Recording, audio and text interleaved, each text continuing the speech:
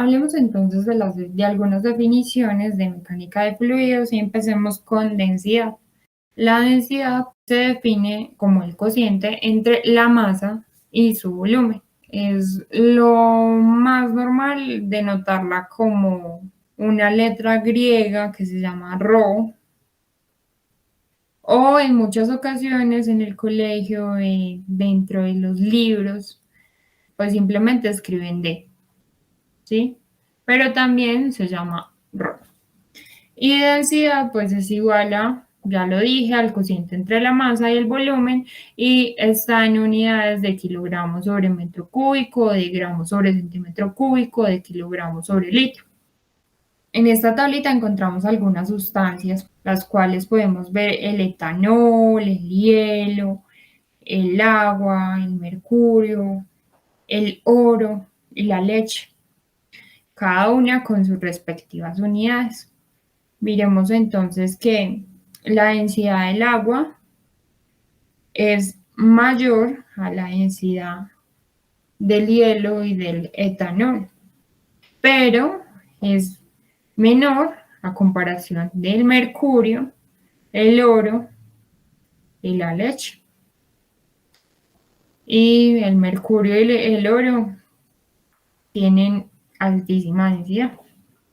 Miremos otro concepto, la presión. ¿Qué es la presión? Bueno, la presión en sí es la razón entre la fuerza perpendicular ejercida sobre la superficie del área de la misma. Bueno, ¿cómo así? Sí. Por ejemplo, acá tenemos a uno de nosotros que está simplemente agarrando un martillo y por alguna extraña razón tiene acá un objeto de bolos y lo quiere pegar ahí en la pared, ¿sí? Entonces está haciendo la fuerza necesaria para que esto se sostenga, pero pues ahí ¿qué va a pasar? Pues va a ejercerse una presión y esta presión, pues recordemos que la presión va a estar relacionada con la fuerza perpendicular que tiene, la fuerza perpendicular que tiene sobre el área. ¿Y cuál es el área? Pues miren que el área en este caso sería el área de ese boliche, ¿sí? Miremos acá qué pasa en este otro ejemplo. Bueno, no, cualquiera de nosotros está ahí martillando ojo a la pared, pero ¿qué tiene? Pues tiene una puntilla, entonces esa puntilla va a tener menor área que lo que va a tener ese boliche, ¿sí? Entonces, tengamos muy presente que la presión siempre va a estar, siempre va a ser igual a la fuerza que se ejerce sobre un área, ¿sí?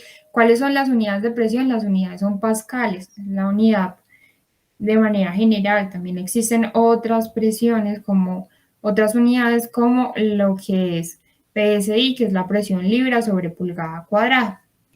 Y o PSI, y un PSI es igual a 6.900 pascales.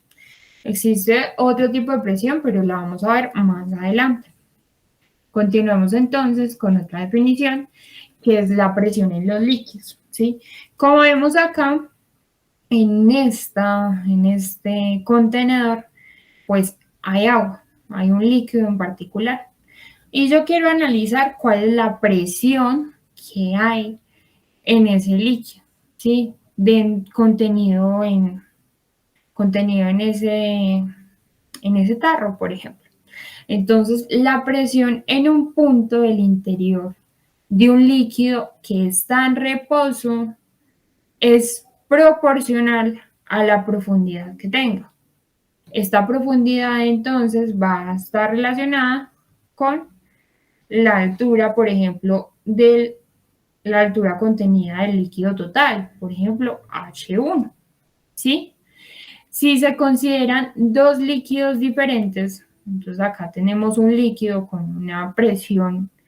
eh, con una presión que se mide a cierta profundidad H1, y se considera otro líquido con la misma profundidad, la presión es mayor cuando el líquido es más denso en cierta altura. La presión va a estar relacionada con esta altura 2.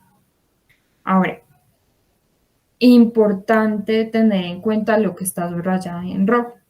La presión no depende del área del recipiente y en consecuencia no depende del volumen del líquido contenido. Miren que la presión va a depender de qué? De la densidad por la gravedad por la altura. ¿Cuál altura? A la altura 1, donde está el líquido total, ¿sí? Y la presión 2, si estamos calculando solo una partecita de todo ese líquido, o si tenemos otro líquido allí en medio.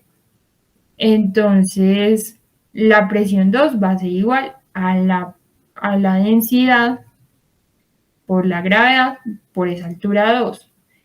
Pero ojo, eso ténganlo presente cuando se está hablando de manera individual, ¿sí? ¿Qué pasa si se hace el cálculo de la diferencia de esas dos presiones entre dos puntos? Pues es necesario hablar de una diferencia de presiones y esto es a partir de la ecuación fundamental de la hidrostática, la cual nos dice que la presión 1 menos la presión en 2 va a ser igual a ρ, que es la densidad, por la gravedad, por la diferencia H1 menos H2. Teniendo esto presente, entonces, si los dos puntos, ojo, si los dos puntos están a la misma profundidad, la presión va a ser independiente a la forma de ese recipiente, como vemos acá. Todos los puntos están en la misma profundidad, pero su forma de recipiente es distinta. Por lo tanto, miren que dentro de la ecuación de qué va a depender, va a depender de la densidad, de la gravedad y de la altura. Vamos a continuar con el principio de Pascal. Este principio de Pascal básicamente nos relaciona las presiones, una igualdad de presiones, y nos dice, bueno, si aplicamos una presión externa en cualquier punto de un fluido que esté en reposo, esta presión se transmite exactamente igual entre todos los puntos del fluido. En este caso, pues tenemos esta imagen en la cual, pues básicamente es una conexión de dos émbolos en las cuales se aplica una fuerza. Al aplicarse una fuerza sobre una área, es una presión. Por lo tanto, tenemos lo siguiente: la presión 1 va a ser igual a la presión 2, es decir, la fuerza 1 sobre el área 1 va a ser igual a la fuerza 2 sobre el área 2. De ahí podemos sacar entonces, por ejemplo, la fuerza 1 es igual a la fuerza 2 por el área 1 sobre el área 2. Y si queremos hallar otra, por ejemplo, el área, hacemos lo mismo, despejamos. Entonces el área 1 va a ser igual a la fuerza 1 sobre fuerza 2 multiplicado, hacemos acá para que no se nos olvide, A1, F2, F2 está, F1 sobre A2. Listo. Vamos entonces con otro principio, y es el principio de Arquímedes. El principio de Arquímedes nos dice, bueno, todo cuerpo sumergido en un fluido experimenta una fuerza de empuje vertical hacia arriba, que es igual al peso del volumen del líquido desplazado. Bueno, entonces, ¿cómo así? Pues básicamente volvemos al objeto anterior, ¿sí? Pero esta vez tenemos acá un cilindro que se metió dentro de ese líquido. Entonces, como este cuerpo está sumergido, es un cilindro que está sumergido en el líquido, pues a mayor profundidad, básicamente tendrá mayor presión, va a experimentar mayor presión. Y de tal forma que el volumen sumergido, pues va a ser igual al área por el cambio de alturas que tenga. Miren que esta ecuación es, pues no va a decir que es igual, ojo, no es igual, para nada igual, pero miren que es muy parecida a la ecuación fundamental de la aerostática por el cambio de alturas, allí, cuando se tienen diferentes alturas. Adicionalmente, vemos entonces que existe dentro de este cilindro que está ya interno en un líquido, pues va a experimentar, sí o sí tiene que experimentar una fuerza. ¿Por qué? Porque este pues va a tener un peso y va a tener una fuerza que se llama una fuerza de empuje. Y esa fuerza de empuje que la vamos a ver en unos instantes, que también es conocida como fuerza de flotación, pues está relacionada con la densidad del líquido por la gravedad y por el volumen sumergido, o la densidad del líquido por la gravedad por el volumen desplazado. Continuamos entonces hablando de la fuerza de flotación o empuje. La fuerza de flotación en sí es la fuerza ascendente sobre cualquier objeto en un fluido. ¿Sí? Es una fuerza que permite que ascienda un objeto. La fuerza de flotación pues va a ser igual a el peso del fluido desplazado del objeto, lo cual nos muestra en esta ecuación. Teniendo en cuenta esto, pues vamos a mirar nuevamente mi cilindro dentro del líquido y las fuerzas que está experimentando.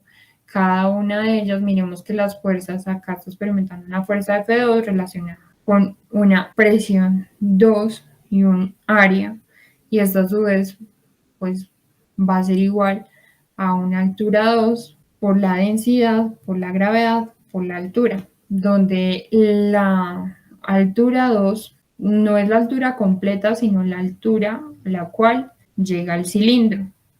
Y miremos acá que la altura 1 es la altura donde está el cilindro, se aproxima a la superficie, y es allí donde va a experimentar una fuerza, y esta fuerza entonces va a ser igual a la altura 1 por la densidad, por la gravedad y el área.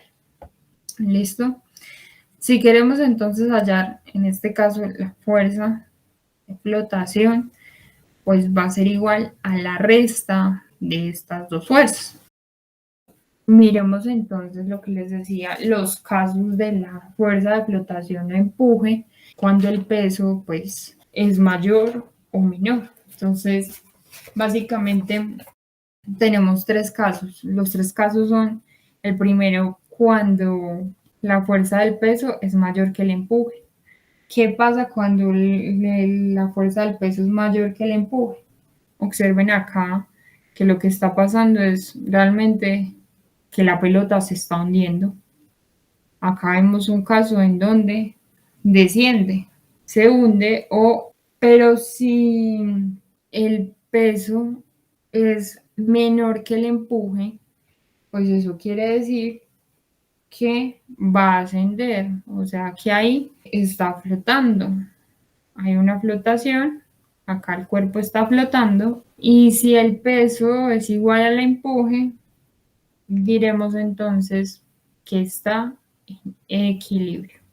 Como vemos, el diagrama de cuerpo libre entre el peso y el empuje, para este segundo caso, pues va a estar de esta manera. El empuje pues es mayor, y para descender entonces, ¿cómo dibujamos el diagrama de cuerpo libre?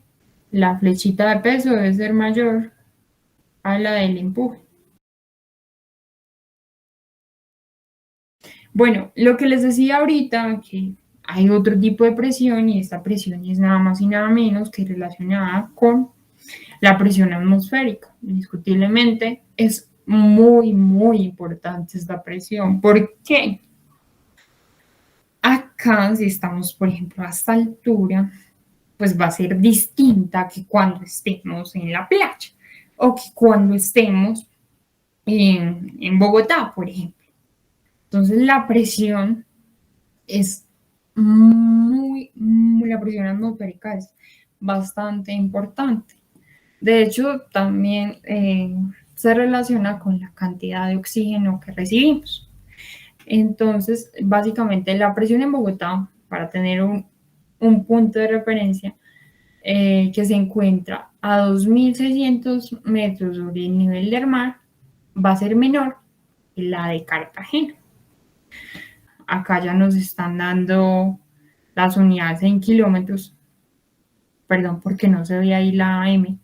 Por ejemplo, a 25 kilómetros, la presión casi tiende a cero, pero no es cero, es muy pequeña. La presión atmosférica al nivel del mar se utiliza en sí la unidad de presión, que es atmósferas, y se representa con ATM, esa es mi unidad, por eso les decía, más adelante vemos esa unidad. Y pues una atmósfera pues es aproximadamente igual a 10 newtons sobre centímetro cuadrado. Bueno, newton ya sabemos que es una unidad de fuerza y centímetro cuadrado pues va a ser el área. Entonces, ¿qué significa eso? Pues significa que cada centímetro cuadrado de superficie de cualquier cuerpo en sí va a soportar 10 newtons. ¿Sí? Eso es lo que va a soportar. Ojo, teniendo presente que eso es con respecto del nivel del mar. Importante allí, un dato adicional. Una atmósfera es igual a 10 a la 5 pascales y a su vez a 760 milímetros de mercurio.